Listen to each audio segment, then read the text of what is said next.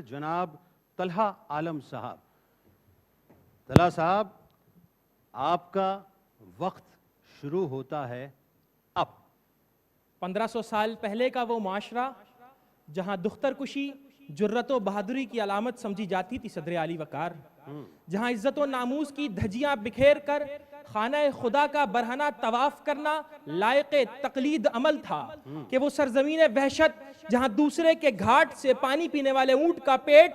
چاک کر کے انتقامی جذبات کو بجھانا شجاعت و بہادری کے زمرے میں آتا تھا، مگر صدر علی وقار خدائے وحدہ لا شریک نے ظلمت مٹانے، انتقامی جذبات کو بجھانے اور پیغام رحمت سنانے کے لیے لقد من اللہ علی المؤمنین اذ بعث فیہم رسولا کہہ کر عظیم ترین پیغمبر کو مبعوث فرمایا کہ آپ کی آمد احسان عظیم ہے ہر دور کے لیے، چاہے وہ قرون اولا ہو یا خلفائے راشدین کا دور ہو یا علم مغرب کی اصطلاح میں انفارمیشن ٹیکنالوجی کا یہ دور ہو. صدر علی وقار، اگر عرب کی سرزمین پر رہنے والوں کا جائزہ لیا جائے تو آپ کی آمد ان کے لیے احسان عظیم ہے کہ محسن اعظم کی نظر جب کسی ابو بکر پہ پڑی تو صدیق اکبر بن گئے، جب عمر پہ پڑی تو فاروق اعظم بن گئے، جب عثمان پر پڑی تو ذو النورین بن گئے، جب علی پر پڑی تو حیدر قرار بن گئے، جب ابو ہریرہ پہ پڑی تو حافظ الحدیث بن گئے، جب عبداللہ بن عباس پر پڑی تو مفسر قرآن بن گئے، اور جب 1,40,000 صحابہ کرام پر پڑی تو رضی اللہ عنہم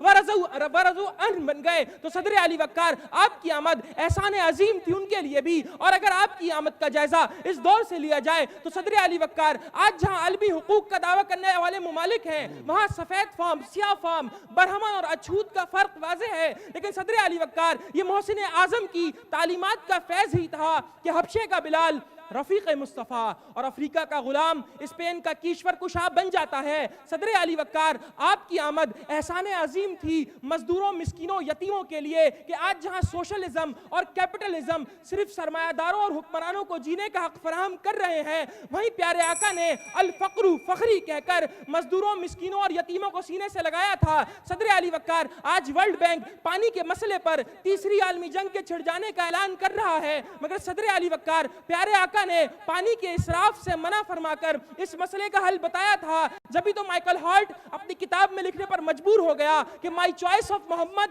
to lead the list of the world's influential persons may surprise some readers, but he was the only man who was supreme successful in the history of mankind. کہ خدا اگر محمد کو پیدا نہ کرتا، خدا کی قسم یہ خدائی نہ ہوتی، نہ جنت نہ دوزخ خدا پیدا کرتا، گر احمد کی جلوہ نمائی نہ ہوتی، اور خدا جانے شمس و قمر پوچھتے ہم، گر ہدایت محمد سے پائی نہ ہوتی صلی اللہ علیہ وسلم. ماشاءاللہ جی، ماشاءاللہ. تو جناب یہ تھے طلحہ عالم صاحب.